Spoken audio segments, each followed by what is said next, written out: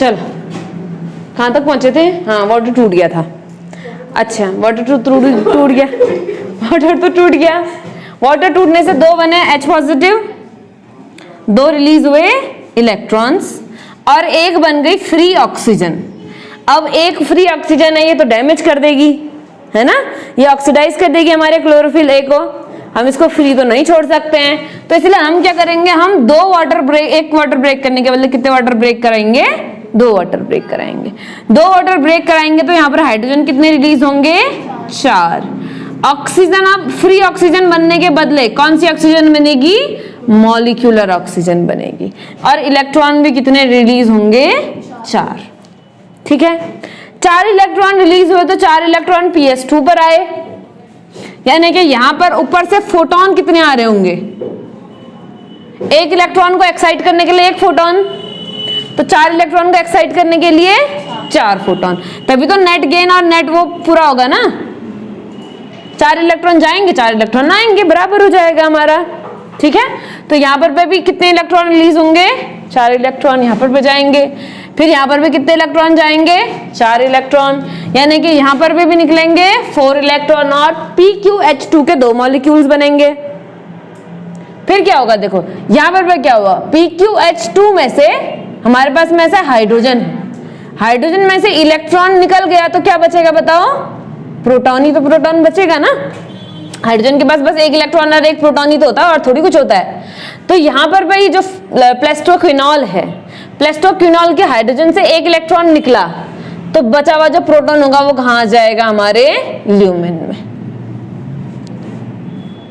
H2 है, ये वापस से PQ वापस से बनेगा, PH2 बनेगा वापस से PQ, फिर PQ वापस से बनेगा PQH2।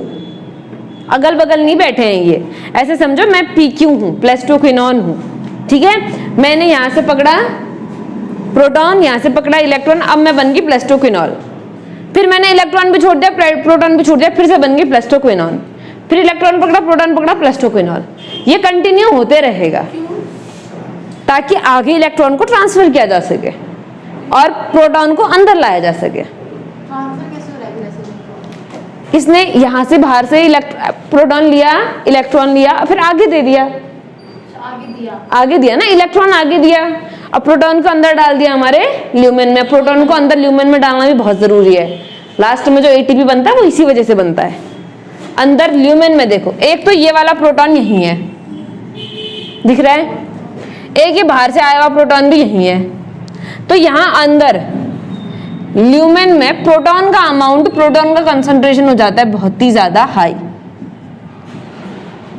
प्रोटॉन का कंसंट्रेशन क्या हो जाएगा? बहुत ही ज्यादा high in comparison with stroma.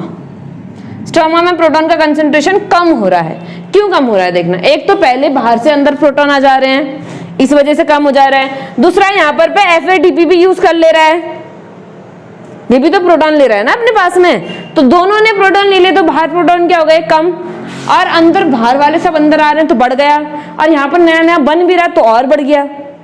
समझ में आ रहा है? तो अंदर प्रोटॉन का अमाउंट बहुत ज्यादा हो जाता है, अब बाहर प्रोटॉन का अमाउंट हो जाता है बहुत ही ज्यादा कम। अभी इसका काम आएगा ATP सिंथेसिस करने के लिए। ठीक है, फिलहाल बस इतना समझते हैं, यहाँ से 4 प्रोटॉन अंदर आएंगे और 4 इलेक्ट्रॉन आगे की तरफ को बढ़ जाएंगे। कितने इलेक्ट्रॉन? 4 इलेक्ट्रॉन साइटोक्रोम बी और एफ में गए। साइटोक्रोम बी और एफ ने इन चारों इलेक्ट्रॉन को ट्रांसफर किसको किया? प्लेस्टोसाइनिन को। प्लेस्टोसाइनिन से यहाँ ये कहाँ गए? PS1 पे। PS1 ने इनको किसको ट्रांसफर कर दिया? FRS पर, FRC पर। 4 इलेक्ट्रॉन लिखना है यहाँ पर, तो 4 इलेक्ट्रॉन किसको ट्रांसफर हो गए? फेरोडॉक्सिन रिड्यूसिंग कॉम्प्लेक्स को ट्रांसफर हो गए। फिर इसने ट्रांसफर कर दिए फेरोडॉक्सिन को, और फेरोडॉक्सिन ने इनका यूज करके क्या बनवा दिया? FADP से FADPH। इलेक्ट्रॉन ट्रांसपोर्ट चेन, तभी तो इसका नाम इलेक्ट्रॉन ट्रांसपोर्ट। ये है थाइलेकॉइड मेम्ब्रेन, जो क्लोरोप्लास्ट में ग्रेना होते हैं, तो ग्रेना में थाइलेकॉइड होते हैं ना, अलग अलग पाइल हुए थे एक के ऊपर एक, तो ये थाइलेकॉइड की मेम्ब्रेन है। मेम्ब्रेन में हो रहा है ये सारा का, मेम्ब्रेन में, बीच में, मेम्ब्रेन के बीच में। फिर उसके अंदर कुछ और हो रहा ल्यूमेन में कुछ और हो रहा है, बाहर स्ट्रोमा में कुछ और हो रहा है। ये जो ये है ऐसा समझ ले ये कमरा है ना, ये कमरे की दीवार है, दीवार में ही चल रहा है सारा काम, दीवार से बाहर नहीं, अंदर नहीं, दीवार पर। अंदर में बस H पॉजिटिव है। अंदर में H पॉजिटिव जमा होते जा रहे हैं और बाहर से H पॉजिटिव लेते लिए जा रहे हैं बस। PS2 से शुरू कर। PS2 हाँ तो PS2 हाँ थियोफाइटिन हाँ प्लास्टोक्विनिन प्लास्टोक्विनोन। हाँ प्लास्टोक्विनोल साइटोक्रोम कॉम्प्लेक्स हाँ कौन कौन सा? साइटोक्रोम B6 और साइटोक्रोम F। ठीक है। Plastocyanin plastocyanin. PS1 हाँ पेरिडॉक्सिन रिड्यूसिंग सबस्ट्रेट या कॉम्प्लेक्स जो भी बोला, सबस्ट्रेट ठीक है। आगे पेरिडॉक्सिन फेरोडॉक्सिन। उसके बाद फिर किसके पास जाएगी एनर्जी? लास्ट है Na। NADPH हाँ NADP के पास जाएगी और बनेगा NADPH। ठीक है। अब कल कल ये दोबारा पढ़ा दिया था ना मैंने, अब तो काफी बार रिवाइज हो गया है ये, तो याद भी हो गया है, तो मैं फटाफट लिखते जाऊंगी तुरंत। कुछ चीजें पढ़ानी है। FADP नहीं रे, NADP।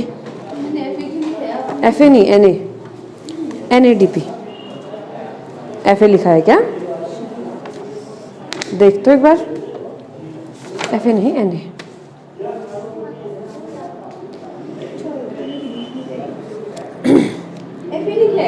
FA लिखा है, FA नहीं, NA। गड़बड़ लिख दिया होगा मैंने, फ्लो में कहीं कहीं चल जाती हूँ मैं। अच्छा वो FEFD हो रहा था तो वो FADP हो गया होगा आगे जाते जाते। चल एक बार मैं वो वही लैमिना बनाती हूँ, फटाफट लिखते जाएंगे, ठीक है?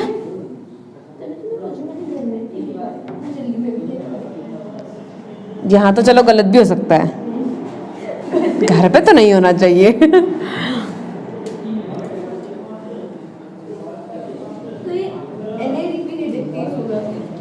हाँ NADP रिडक्टेज।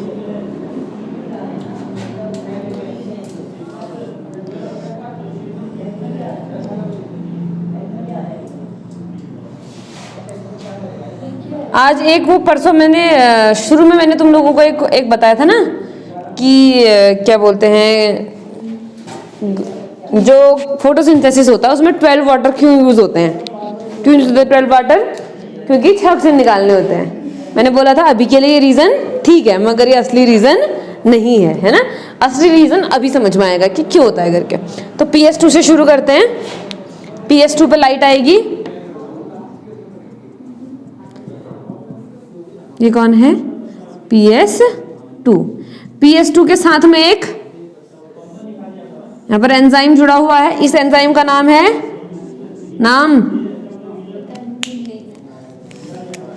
OEC। OEC मतलब ऑक्सीजन इवॉल्विंग कॉम्प्लेक्स। देखो ऑक्सीजन इवॉल्विंग कॉम्प्लेक्स या कंपाउंड कॉम्प्लेक्स, ठीक है? ये है PS2। PS2 पे क्या पढ़ा? फोटोन पढ़ा हमने। 4 वाला गिनती पढ़ी थी कल, है ना? कैसे 4 में हम क्यों लिखते हैं वो पता है? हम 4 लेकर के चल रहे हैं कि मान लो 4 फोटोन पढ़े, 4 कितने क्या पढ़े? 4 फोटोन 4H में पढ़े।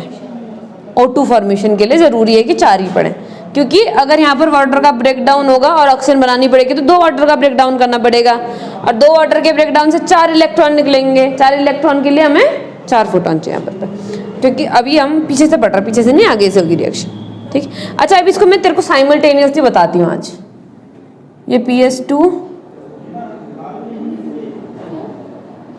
और ये हो गया PS1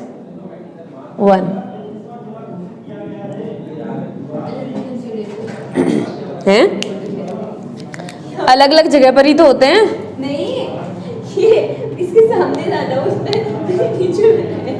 अच्छा कोई नहीं, कहीं पर भी बनाओ, मेम्ब्रेन पर है वो, दिखाना है बस है? ये वो PS2, ये क्या है? PS1। अब फोटोन वहां पर पड़ा तो फोटोन यहाँ पर भी पड़ेगा, दोनों पे एक ही साथ फोटोन पड़ेगा। तो यहाँ पर भी क्या पड़ा? H न्यू पड़ा। H न्यू पड़ा तो यहाँ से इलेक्ट्रॉन क्या होगा? रिलीज होगा। ये दोनों काम एक साथ हो रहे हैं, इसलिए मैं एक ही साथ पढ़ा रही हूँ। यहाँ से क्या हुआ, इलेक्ट्रॉन रिलीज।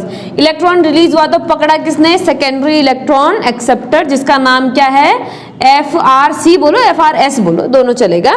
FRS या FRC क्या होता है, Fe प्लस सल्फर, ठीक है। Fe प्लस सल्फर ने किसको दिया अपना, FD यानी कि फेरोडॉक्सिन। फेरोडॉक्सिन जहां पर था, फेरोडॉक्सिन पर ही एक एंजाइम है, जिस एंजाइम को हम क्या बोलते हैं, NADP रिडक्टेज। ये NADP रिडक्टेज क्या करेगा, NADP को कन्वर्ट करेगा किसमें, NADPH प्लस H पॉजिटिव में। क्या करेगा ये, NADP प्लस को कन्वर्ट करेगा NADPH प्लस H पॉजिटिव में, ठीक है। यहाँ पर जब ये काम हो रहा है, यहाँ उसी समय सेम समय पर यहाँ पर क्या काम हो रहा है, यहाँ से भी इलेक्ट्रॉन निकला और इलेक्ट्रॉन निकल करके किसने एक्सेप्ट किया इसको, है थियोफाइटीन ने। इसको हम PHEO इतना ही लिखते हैं अभी के लिए। ये क्या है, प्राइमरी इलेक्ट्रॉन एक्सेप्टर। थियोफाइटीन से ये इलेक्ट्रॉन किसके पास गए, प्लेस्टोक्विनोन के पास में। प्लेस्टोक्विनोन के साथ में यहाँ पर क्या है, एक प्रोटॉन चैनल है, जिससे बाहर से प्रोटॉन क्या आए, अंदर आए। कौन अंदर आए, प्रोटॉन। प्रोटॉन बाहर से अंदर आए। इसने यहाँ से क्या लिया है, इलेक्ट्रॉन लिया है। इलेक्ट्रॉन लिया है, यहाँ से प्रोटॉन आया यहाँ से, तो ये PQ में किस में बदल गया, PQH2 में बदल गया। फिर PQH2 वापस PQ में टूटा, वापस PQ में टूटा तो जो H पॉजिटिव था वो तो इसने यहाँ दे दिया, और जो इलेक्ट्रॉन थे वो आगे दे दिए किसको, साइटोक्रोम कॉम्प्लेक्स को। साइटोक्रोम कॉम्प्लेक्स में है cytochrome B6 and cytochrome F। Cytochrome B6 and cytochrome F से ये इलेक्ट्रॉन किसके पास गए, PC। अब PC से फिर ये इलेक्ट्रॉन किसके पास गए, PS1 के पास में। सिंपल है। यहां से निकलना इलेक्ट्रॉन और यहां से निकलना एक साथ हो रहा है। यहां से भी इलेक्ट्रॉन निकल गए, यहां से भी इलेक्ट्रॉन निकल गए, यहां से यहां बाद में पहुंचेगा, same to same water to water करके इसको मिलेगा। अब देखो क्या हो रहा है, इसको तो अपने अपने इलेक्ट्रॉन मिल गए वापस, यहां पर सब जगह इलेक्ट्रॉन लिखेंगे, इलेक्ट्रॉन इलेक्ट्रॉन इलेक्ट्रॉन। इससे तो जितने इलेक्ट्रॉन गए इतने इलेक्ट्रॉन इसको वापस मिल गए, इसको तो नहीं मिले। तो इसको मिलने के लिए क्या करना पड़ेगा, हमने वाटर को ब्रेक करना पड़ेगा। हमने क्या किया, वाटर को ब्रेक। अगर एक वाटर ब्रेक करते तो हमारे पास बनते 2 proton plus 1 free oxygen plus 2 electron. तो हमारे पास फ्री ऑक्सीजन हो जाएगी। उससे बचने के लिए हम कितने वाटर ब्रेक करेंगे, 2 वाटर ब्रेक करेंगे। 2 वाटर ब्रेक करेंगे तो कितने प्रोटॉन बनेंगे, 4 प्रोटॉन बनेंगे, ऑक्सीजन का मॉलिक्यूल बनेगा और 4 इलेक्ट्रॉन बनेंगे। 4 इलेक्ट्रॉन एक्सेप्ट कौन करेगा, PS2। इसीलिए यहाँ से 4 इलेक्ट्रॉन गए ताकि बाद में 4 इलेक्ट्रॉन एक्सेप्ट कर सके, ठीक है। तो यहाँ से कितने इलेक्ट्रॉन गए, 4 इलेक्ट्रॉन। अब 4 इलेक्ट्रॉन को भगाने के लिए कितने प्रोटॉन की जरूरत पड़ेगी, 4, क्योंकि 1 इलेक्ट्रॉन मतलब 1 प्रोटॉन, ठीक है। यहाँ से 4 इलेक्ट्रॉन गए थियोफाइटीन पे, तो 4 इलेक्ट्रॉन आगे गए PQ पर। 4 इलेक्ट्रॉन PQ से किस पे गए, PQH2 पर। अब 1 इलेक्ट्रॉन तो 1 हाइड्रोजन, 2 इलेक्ट्रॉन तो 2 हाइड्रोजन, 4 इलेक्ट्रॉन तो 4 हाइड्रोजन। यानी कि यहाँ पर PQH2 के कितने मॉलिक्यूल बने होंगे, 2 मॉलिक्यूल बने होंगे। फिर इसने अपने हाइड्रोजन बाहर छोड़ दिए तो कितने हाइड्रोजन बाहर छोड़े होंगे, 4। और कितने इलेक्ट्रॉन रिलीज करे होंगे, 4। ये 4 इलेक्ट्रॉन साइटोक्रोम पर गए, साइटोक्रोम से PC पर गए, कितने गए, 4। PC से 4 किस पर गए, PS1 पर गए। अब PS1 4 एक्सेप्ट कर रहा है तो 4 छोड़ने पड़ेंगे उसने, ऐसा गोदाम तो है नहीं जितने इलेक्ट्रॉन चाहो भर दो, है ना। तो इसमें कितने इलेक्ट्रॉन छोड़े होंगे, 4 इलेक्ट्रॉन। 4 इलेक्ट्रॉन छोड़ने के लिए कितने फोटोन चाहिए होंगे, 4। सिंपल। 4 इलेक्ट्रॉन यहाँ से FRS में गए, 4 इलेक्ट्रॉन FRS से किस पे गए, FD पे गए। अब देखना 4 इलेक्ट्रॉन किसके साथ जुड़ेंगे, 4 प्रोटॉन के साथ में, यानी कि यहाँ पर प्रोटॉन कितने ऐड हुए, 4। एक NADP से एक NADPH बनाने के लिए कितने प्रोटॉन चाहिए, 2। हमारे पास 4 है, यानी कि कितने NADP बनेंगे, 2। 4 हाइड्रोजन का यूज करेंगे, 2 NADP से क्या बन जाएंगे, 2 NADPH प्लस H पॉजिटिव। समझ में आ रहा है। यानी कि एक साइकिल में अगर मैं 2 वाटर यूज करूंगी तो मुझे 2 NADP मिलेंगे, 2 NADPH मिलेंगे। 2 वाटर यूज करूंगी तो 2 NADPH। इसको मैं क्या भी लिख सकती हूँ, इसको मैं लिख सकती हूँ 2 NADPH2। इसी को ऐसे लिखते हैं, फर्क कुछ नहीं है, क्योंकि दूसरा प्रोटॉन लूजली बाउंड होता है इसलिए अलग से लिखते हैं उसको। ठीक है, तो यहाँ पर मतलब हमारे पास में कितने प्रोटॉन आए, कितने NADPH2 आए, 2 NADPH2 आए। अब यहाँ की कहानी यहाँ से सुनते हैं। ठीक है, हमारे पास में ये वाटर ब्रेक होकर के यहाँ पर कितने H पॉजिटिव हो गए, 4, और अंदर कितने H पॉजिटिव बाहर से आए हैं, 4, टोटल कितने हो गए, 8। अब ध्यान से सुनना, हमको ना चाहिए 6CO2, इसका तो कोई अल्टरनेटिव नहीं है। 6CO2 का कोई अल्टरनेटिव है क्या ग्लूकोज की रिएक्शन में? 6 के बदले 3CO2 कर सकते हैं क्या हम? हमारी रिएक्शन क्या होती है, 6CO2 plus 12H2O, this gives C6H12O6 plus oxygen plus water. अब मुझे बताओ, कार्बन डाइऑक्साइड 6 से कम हो सकते हैं क्या? कभी नहीं हो सकते। अब एक बहुत छोटी सी बात है, उसको याद रखनी है। क्या याद रखनी है? जब एक कार्बन डाइऑक्साइड को हम ब्रेक करेंगे, एक कार्बन डाइऑक्साइड को अगर हम ग्लूकोज में डालने की कोशिश करेंगे, यानी कि मैं क्या कह रही हूँ, एक कार्बन डाइऑक्साइड मॉलिक्यूल को अगर मैं रिड्यूस करने की कोशिश करूँ, रिड्यूस मतलब इसके साथ हाइड्रोजन जोड़ना है ना मैंने, तो अगर एक कार्बन डाइऑक्साइड को रिड्यूस करने की कोशिश करूंगी तो मुझे यहाँ पर 12 NADPH चाहिए, 12, सॉरी एक के लिए 3, सबके लिए, एक के लिए 2, सबके लिए 12, एक के लिए 2, तो 6 के लिए यूज करूंगी तो कितने यूज करने पड़ेंगे, 12। एक और एडिशनल इंफॉर्मेशन अभी काम आएगी, एक कार्बन डाइऑक्साइड को रिड्यूस करने के लिए 2 NADPH2 तो चाहिए ही चाहिए, लेकिन इसके साथ साथ 3 ATP भी चाहिए। यानी कि एक कार्बन डाइऑक्साइड को रिड्यूस करने के लिए, ब्रेक नहीं रिड्यूस करने के लिए हमें 2 NADPH2 चाहिए और 3 ATP चाहिए। यानी कि 6 को ब्रेक करने के लिए 12 चाहिए NADPH2 और 18 चाहिए ATP। इतना याद रखेंगे, याद रहेगा ना पक्का?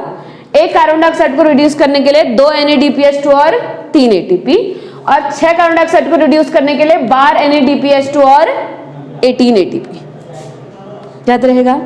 अब मुझे बताओ, 2 वाटर तोड़े तो 2 NADPH बने, 3 वाटर तोड़ेंगे तो 3 NADPH बनेंगे, 4 तोड़ेंगे तो 4 बनेंगे। हमें कितने चाहिए? 12, तो हमें वाटर कितने तोड़ने पड़ेंगे?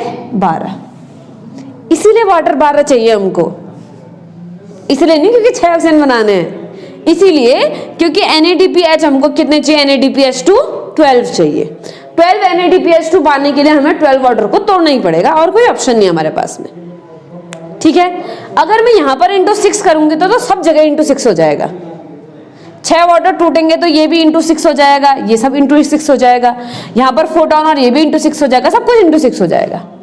ठीक है, यानी कि अंदर जो बनेंगे ये भी इंटू 6 और ये भी इंटू 6। ये साइकिल जो हमने पढ़ी 4 इलेक्ट्रॉन वाली, ये साइकिल 6 बार चलेगी, मतलब कंटिन्यूअसली चलते रहेगी। ऐसा नहीं एक वाटर पूरी साइकिल पूरी करेगा फिर दूसरा आएगा, एक ने तोड़ा, इसके तोड़ने तक दूसरा फोटोन आ जाएगा, वो बाकी इलेक्ट्रॉन छोड़ देगा, है ना? तो यहाँ पर ऐसे करके कितनी चलेंगी? 6 बार चलेंगी। तो 6 बार प्रोटॉन अंदर आए बाहर से, और 6 बार यहाँ पर भी प्रोटॉन रिलीज हुए। 6 बार यहाँ पर रिलीज हुए तो कितने बन गए बताओ? 24 प्रोटॉन। यहाँ पर भी कितने बन गए? 24 प्रोटॉन। इतना याद रहेगा। यानी कि अंदर प्रोटॉन कितने ज्यादा हैं? लगभग 48 प्रोटॉन ज्यादा है लगभग। ये कब बोल रही हूं? जब एक ग्लूकोज बनवाना पड़े हमको। कितना? एक। और एक दिन में बहुत सारे ग्लूकोज बनते हैं, तो हम एस्टिमेट नहीं कर सकते कि एक दिन में टोटल कितने प्रोटॉन अंदर रहे होंगे, हमें नहीं पता है। हम तो एक के लिए पढ़ रहे हैं ना, एक के लिए हम पढ़ सकते हैं। दिन भर में कितना है उसके लिए हम नहीं पढ़ सकते, इसलिए हम कभी भी यहाँ पर 4-6 नहीं लिखते हैं। हम खाली यहाँ पर इलेक्ट्रॉन लिखते हैं या प्रोटॉन लिखते हैं। 4-6 क्यों नहीं लिखते हैं? क्योंकि एक दिन में तो बहुत प्रोटॉन पड़ेंगे, ऐसी बहुत सारी रिएक्शन होंगे बहुत फटाफट से, हम इतना काउंट तो नहीं कर सकते ना। हम एक के लिए एस्टिमेट कर रहे हैं अभी। ठीक है, तो एक तो क्या हो गया, अंदर कितने हो गए? 48 प्रोटॉन ज्यादा हो गए, पहली बात ये। दूसरी बात देखो, अब यहाँ अगर 24 अंदर आए तो कहां से आए? स्ट्रोमा से आए ना। तो यानी कि स्ट्रोमा में 24 प्रोटॉन माइनस, क्योंकि ये 24 यहीं से तो अंदर आए हैं। दूसरा, यहां पर पे NADPH बन रहा है, 2 बनाने के लिए 4 चाहिए, हमें 12 बनाने हैं, तो यहां पर भी तो 24 प्रोटॉन माइनस होंगे। 24 यहां कम हो गए, 24 वहां कम हो गए, तो बाहर 48 कम है, अंदर 48 ज्यादा है। ग्रेडियंट बहुत ज्यादा बढ़ गया, देख रही है कितना सारा ग्रेडियंट बढ़ गया है।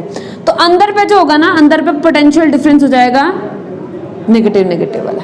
अब बाहर कैसा हो जाएगा, पॉजिटिव, बाहर हो जाएगा नेगेटिव नेगेटिव। ये क्या आ गया, पोटेंशियल डिफरेंस जनरेट हो गया मेम्ब्रेन के अक्रॉस। और हमें पोटेंशियल डिफरेंस ही जनरेट करना था मेम्ब्रेन के अक्रॉस। क्यों जनरेट करना था, क्योंकि मैंने बोला कि हमको क्या चाहिए, हमें 2 NADPH2 चाहिए और 3 ATP चाहिए। ATP तो बनी नहीं है अभी हमें ATP बनानी है। ATP बनाने के लिए हमने क्या करना पड़ेगा, ग्रेडियंट बनवाना पड़ेगा। अब जैसे ग्रेडियंट बना तो हमारी मेम्ब्रेन पे एक कॉम्प्लेक्स है जिसको हम क्या बोलते हैं, ऑक्सीसोम कॉम्प्लेक्स। क्या बोलते हैं, ऑक्सीसोम कॉम्प्लेक्स। ये है F0 और ये है F1। अब ये जो F0 है ना, ये प्रोटॉन को कंसंट्रेशन ग्रेडियंट के अलोंग मूव करने देता है। यानी कि यहां से प्रोटॉन आएगा और आकर के यहां से बाहर हो जाएगा।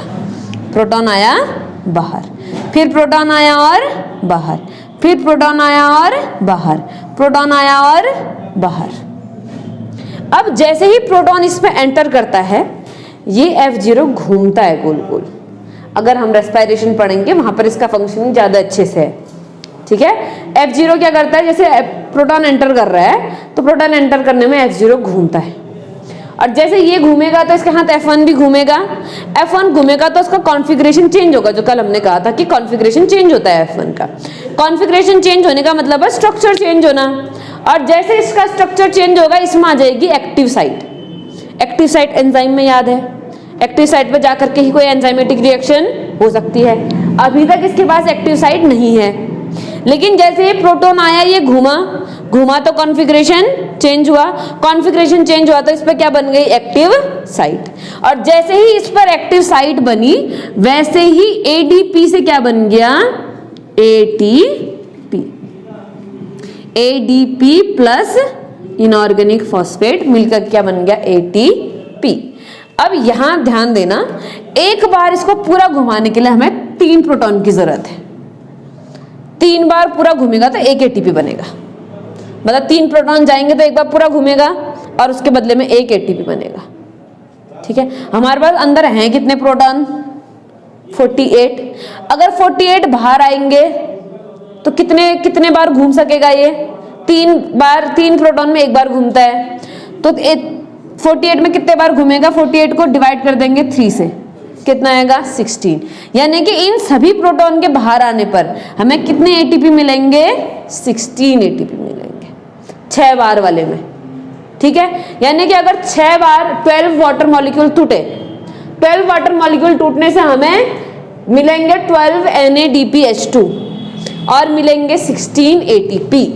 क्या हो रहा है देखो, 12 वाटर मॉलिक्यूल टूट रहे हैं, 12 वाटर मॉलिक्यूल टूटने से हमको मिले 12 NADPH2 और 16 ATP। हमें कितने ATP चाहिए थे बताओ, हमें ग्लूकोज बनाने के लिए कितने ATP चाहिए थे, 18। मिले हमें कितने, सिर्फ 16। बन पाएगी क्या, फोटोसिंथेसिस हो जाएगी क्या, हो जाएगी, लेकिन उसमें और तोड़ने पड़ेंगे वाटर मॉलिक्यूल, रिएक्शन थोड़ी पीछे हो जाएगी।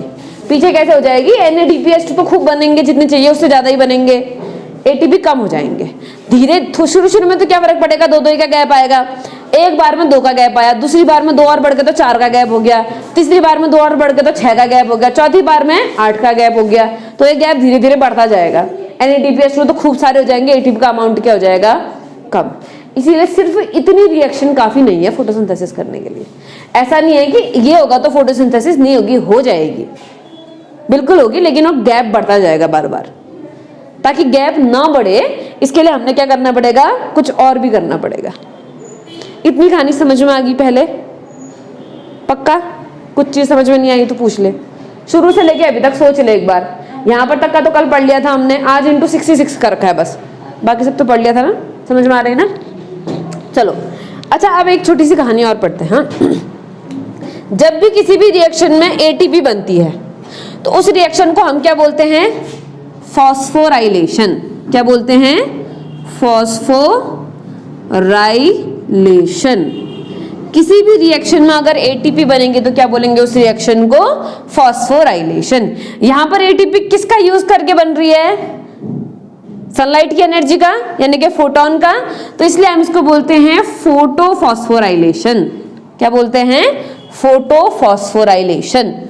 वैसे तो फॉस्फोराइलेशन है, लेकिन सनलाइट यूज कर रहे हैं तो इसलिए स्पेसिफिकली क्या बोल दिया हमने? इसको फोटोफॉस्फोराइलेशन बोल दिया। ठीक है, इतनी बात। एक बात ये हो गई।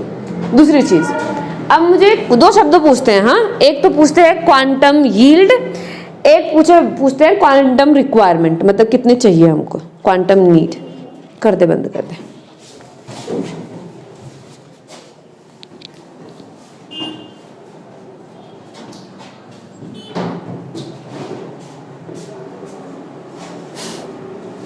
चलो, क्या पूछते हैं? दो चीज पूछते हैं। एक पूछते हैं क्वांटम यील्ड और दूसरा पूछते हैं क्वांटम रिक्वायरमेंट। क्वांटम यील्ड मतलब समझना, क्वांटम यील्ड मतलब एक क्वांटम मतलब एक फोटोन। एक फोटोन का यूज करके कितने मॉलिक्यूल ऑफ ऑक्सीजन बने, कितने मॉलिक्यूल ऑफ ये बने, H पॉजिटिव नहीं, ऑक्सीजन का ही ठीक है, H पॉजिटिव छोड़ दो, H पॉजिटिव को हमने डबल करना पड़ेगा। एक क्वांटम का यूज करके कितने मॉलिक्यूल ऑफ ऑक्सीजन बने, इसको हम किसके अंदर डालेंगे? क्वांटम यील्ड के अंदर डालेंगे। ठीक है, तो बताओ कितने बनेंगे? ऑक्सीजन बनाने के लिए हमें कितने फोटोन चाहिए? 4, बस 4 नहीं, कितने? 8। 4 इसको चाहिए तो 4 इसको भी तो चाहिए, 8। तो जब हम क्वांटम रिक्वायरमेंट बोलेंगे तो एक ऑक्सीजन बनाने के लिए कितने चाहिए होंगे? 8। तो क्वांटम रिक्वायरमेंट हुई 8 फोटोन। क्या हुई? 8 फोटोन। अगर हम क्वांटम यील्ड बोल देंगे, क्वांटम यील्ड मतलब एक को यूज करके कितना बना? 8 को यूज करके 1 बना, तो 1 को यूज करके 1/8 बनेगा ना, 1 का 8वां हिस्सा बनेगा। तो इसका मतलब क्वांटम यील्ड क्या है हमारी? 1/8। अब क्वांटम रिक्वायरमेंट कितनी है? 8। याद रहेगा? चल जाएगा काम। इतना बताना था एक नई चीज, क्वांटम यील्ड और क्वांटम रिक्वायरमेंट। एक बार साइकिल पूरा करने में कितने फोटोन चाहिए पड़ रहे हैं? 8 फोटोन चाहिए पड़ रहे हैं, इसलिए क्वांटम रिक्वायरमेंट 8। अब एक फोटोन का यूज करके कितना बनेगा? तो 1/8 चलेगा ना। एक बात ये हो गई। अब दूसरी बात आते हैं। सबसे पहला इलेक्ट्रॉन कहां से निकला? PS2 से। इलेक्ट्रॉन यहां से निकला, यहां से घूमते घूमते घूमते घूमते यहां गया और FADPH के पास चले गया। क्या ये जहां से चला था वहां वापस आया? नहीं आया। जब फाइनल और इनिशियल अलग अलग हो, यानी कि जहां से चला हो वहीं वापस ना आए, तो इसको साइक्लिक बोलते हैं कि नॉन साइक्लिक बोलते हैं? Non cyclic. इसलिए यह है नॉन साइक्लिक फोटोफॉस्फोराइलेशन। क्या है ये? नॉन साइक्लिक फोटोफॉस्फोराइलेशन, क्योंकि ये साइकिल पूरा नहीं हुआ। इसके बाद हमने पढ़नी है साइक्लिक फोटोफॉस्फोराइलेशन। अब वहां ये 2 की कमी पूरी होगी। ठीक है, इसको अभी पहले तो ये कंप्लीट करना पड़ेगा, फिर ये सब कुछ लिखना पड़ेगा। और क्या, साइक्लिक वाली मैं बता देती हूँ, उतने में हो जाएगा काम, आ जाएगा। आई थिंक थोड़ा ही बताना है हमने। क्या मतलब लिखना पड़ेगा? ये बनाना पड़ेगा, इसके बारे में लिखना। इतना अजीब सा ही चाहिए ना फिर हमको। ओ सिबो, थोड़ा बड़ा बड़ा बना ताकि सब कुछ डिटेल में दिख सके उसमें। पूरे पन्ने में बना, पूरा पन्ना कवर कर, इस तरीके से। अभी बनाएगी, पहले एक बार ये बता ही देती हूँ मैं, रुको। हाँ,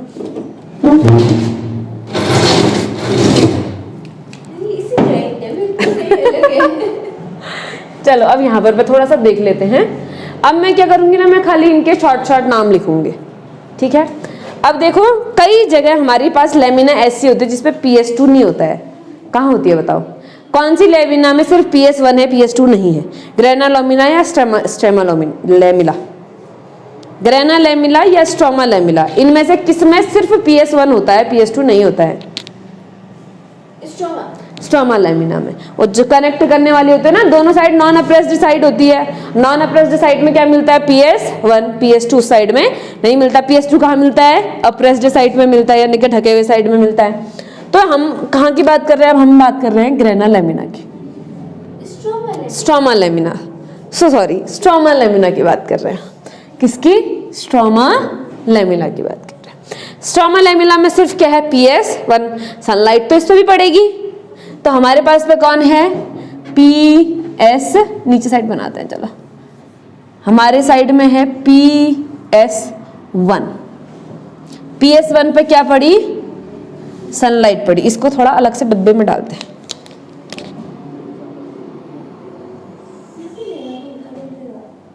हैं?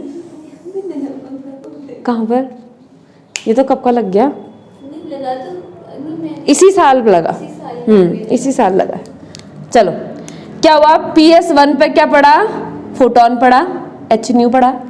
एक फोटोन पड़ा तो एक फोटोन से कितने इलेक्ट्रॉन निकलेंगे? एक ही इलेक्ट्रॉन तो निकलेगा। एक इलेक्ट्रॉन निकला। इलेक्ट्रॉन कौन एक्सेप्ट करेगा? FRS एक्सेप्ट करेगा। अच्छा, एक काम करती हूँ, सर्कुलर ही बनाती हूँ। साइक्लिक है तो साइक्लिक ही दिखाई जाए तो अच्छा है। ये थोड़ा यहाँ को घूमेगा। अब किसने एक्सेप्ट करा? FRS ने एक्सेप्ट करा। कितना इलेक्ट्रॉन? एक इलेक्ट्रॉन। ठीक। FRS से ये इलेक्ट्रॉन किसने लिया? FD ने लिया। अब अगर ये FD ये इलेक्ट्रॉन हाइड्रोजन के देके इसको वापस कर दे तो इस बेचारे के इलेक्ट्रॉन खत्म होते जाएंगे, क्योंकि इसको देने के लिए पीछे से ये है ही नहीं। ये सिस्टम इसको पीछे से इलेक्ट्रॉन नहीं दे रहा है, क्योंकि PS2 तो है ही नहीं। PS1 को इलेक्ट्रॉन कौन दे रहा था? PS2 तो है ही नहीं। अगर ये इलेक्ट्रॉन NADP को दे देता है तो इस बेचारे को खुद कैसे मिलेगा? फिर इस बेचारे को वापस तो मिलेगा ही नहीं ना, धीरे धीरे तो इलेक्ट्रॉन खत्म हो जाएंगे, और हम यही नहीं चाहते हैं।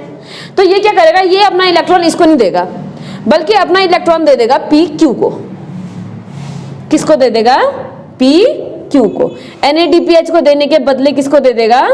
PQ को। एक एक ही इलेक्ट्रॉन है सब जगह, ठीक है? Electron electron.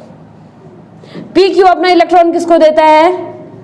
हाइड्रोजन को देता है, और क्या बन जाता है? PQH2। फिर PQH2 वापस PQ में बदलेगा। PQH2 से इलेक्ट्रॉन कहाँ जाएंगे? साइटोक्रोम में जाएंगे। Cytochrome B6 and cytochrome F। ठीक है। अच्छा, एक बात बताओ, क्या जब PQ से PQH2 बनेगा तो बाहर से प्रोटॉन आएंगे कि नहीं आएंगे?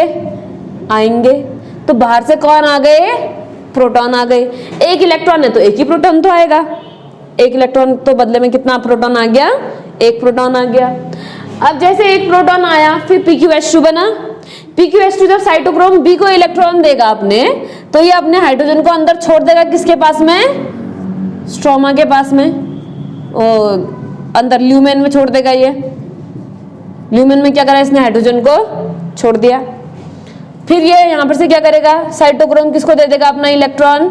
PC को। और PC वापस किसको दे देगा? PS1 को। तो क्या जहां से इलेक्ट्रॉन चला वहीं वापस आ गया? तो इसको हम क्या बोलते हैं? साइक्लिक। अभी फोटोफॉस्फोराइलेशन नहीं कहा है हमने इसको, अभी हमने इसको क्या कहा है? सिर्फ साइक्लिक। फोटोफॉस्फोराइलेशन तब कहेंगे ना जब ATP बनेगा। अब देखो, अब क्या होगा? देखो, ये कहां पर से बनाऊं? अब मैं यहां पर से बना लेते हैं। चलो, नहीं हो गया, यहां पर से बना लेते हैं। F0 F1 नहीं हो पाएगा, रुको। हाँ, थोड़ा सा जगह बनाते हैं बीच में कहीं पर।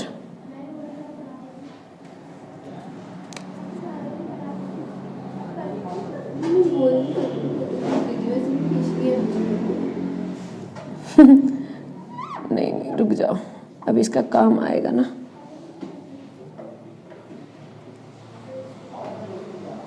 ये हमारा है ल्यूमेन।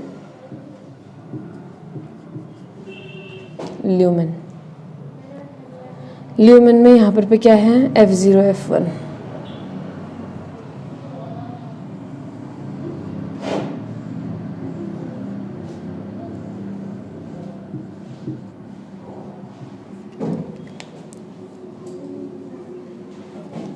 इसको इतना ही रहने देते हैं अभी।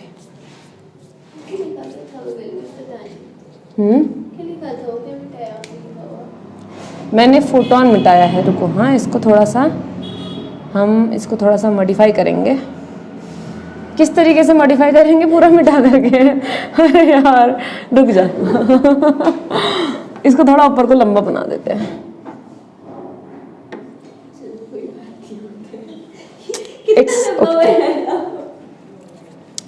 यहाँ पर बनाते हैं फोटो सिस्टम 1 जहाँ पर पहले था। कितना लंबा बना दिया मतलब। PS1 पे क्या आया बाहर से? इलेक्ट्रॉन, फोटोन आया। ठीक है, PS1 ने अपना इलेक्ट्रॉन किसको दिया? अभी मैं ऊपर को बना रही हूँ, होगा ऐसे नीचे, फिर यहाँ से वहां जाएगा। ठीक है, ऊपर को ही बना देते हैं। अपना इलेक्ट्रॉन किसको दिया इसने? FRS को। FRS से इलेक्ट्रॉन किस पर गया? FD पर। FD से इलेक्ट्रॉन किस पर गया? PQ पर। PQ से इलेक्ट्रॉन किस पर गया? PQH2 पर। H2 वापस से PQ बनेगा। H2 ने अपना इलेक्ट्रॉन किसको दे दिया? साइटोक्रोम B6 और F को। Cytochrome B6 and F। Cytochrome B6 and F से इलेक्ट्रॉन किस पर आया? PC पर। PC से वापस किस पर आ गया? PS1 पर। यहां से जब इसने इलेक्ट्रॉन आगे बढ़ाया तो प्रोटॉन कहां गए? अंदर ल्यूमेन पर। एक बार हुआ तो एक प्रोटॉन आया, 2 बार हुआ तो 2 प्रोटॉन। कितने बार होगा टोटल? जितने बार यहाँ हुआ उतने बार यहाँ भी होगा। यहाँ कितने बार हुआ टोटल? 6 बार। तो यहाँ भी टोटल कितने बार होगा? 6 बार।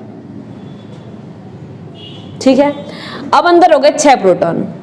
3 प्रोटॉन बाहर आएंगे तो 1 ATP, 6 प्रोटॉन बाहर आएंगे तो 2 ATP। तो हो गया ADP से ATP। कितने ATP बने? 2 ATP। पहले 16 बन गए थे, 2 और बन गए, टोटल कितने हो गए? 18। चाहिए कितने थे? 18। मिल कितने गए? 18। NADPH2 हमें कितने चाहिए थे? 12। मिल कितने गए? 12। हमारा फोटोसिंथेसिस का साइकिल में जो लाइट रिएक्शन वाला काम था वो काम क्या हो गया अब? पूरा। लाइट रिएक्शन का काम क्या था? NADPH2 बनाना, ATP बनाना और प्रोटॉन बनाना। अब जब ये NADPH2 जाएगा तो ये NADPH2 अपने हाइड्रोजन देगा रिड्यूस करने के लिए और एनर्जी देगा अपनी। समझ में आई बात? पक्का? अब ध्यान से सुनना, ये हमारे क्या हो गया? एक पूरा का पूरा साइकिल। अब क्वेश्चन है एक, मैंने तुम्हें बोला था अगर PS1 काम करे, PS1 पर सेंटर कितना होता है बताओ? कितने नैनोमीटर? 700 नैनोमीटर। PS2 पर सेंटर क्या होता है? 680 नैनोमीटर। मैंने तुमसे बोला था कि अगर लाइट 680 से ऊपर वाली ही हो, सिर्फ 680 से नीचे वाली होगी, तब तो ये भी काम करेगा, ये भी काम करेगा। ये भले ही थोड़ा कम काम करेगा लेकिन काम तो करेगा। लेकिन अगर 680 से ऊपर हुई तो कौन काम करेगा? सिर्फ PS1। अगर PS1 काम करेगा तो ना साइक्लिक वाली तो होगी, लेकिन क्या नॉन साइक्लिक वाली रिएक्शन हो पाएगी? नहीं हो पाएगी। यानी कि उस कंडीशन में सिर्फ और सिर्फ क्या बनेंगे? ATP। यहां देख, सिर्फ और सिर्फ क्या बनेंगे? कोई बात नहीं, छोड़। सिर्फ और सिर्फ क्या बनेंगे? ATP। क्या NADPH2 बन पाएंगे? नहीं बन पाएंगे। तो क्या फोटोसिंथेसिस हो पाएगी पूरी? नहीं हो पाएगी। इसलिए बोला था कि जब सिर्फ PS1 काम करेगा तो फोटोसिंथेसिस की रिएक्शन पूरी नहीं होगी। लेकिन अगर PS1 काम नहीं करे तो भी फोटोसिंथेसिस की रिएक्शन हो सकती है, क्योंकि सिर्फ 2 ATP की कमी है ना हमको। बाकी क्या करवा रहा है ये? अगर PS1 मतलब हमने 680 से कम दिया, नहीं 680 से कम दिया अगर हमने, वो कह रही हूँ मैं, PS1 तो काम करेगा ही उसमें। तो सिर्फ एक ये वाली रिएक्शन होगी, ये भी भले थोड़ी स्लो होगी। अगर मान लो ये वाली रिएक्शन बिल्कुल ही नहीं होती है तो भी कोई दिक्कत नहीं है। कोई दिक्कत है क्या?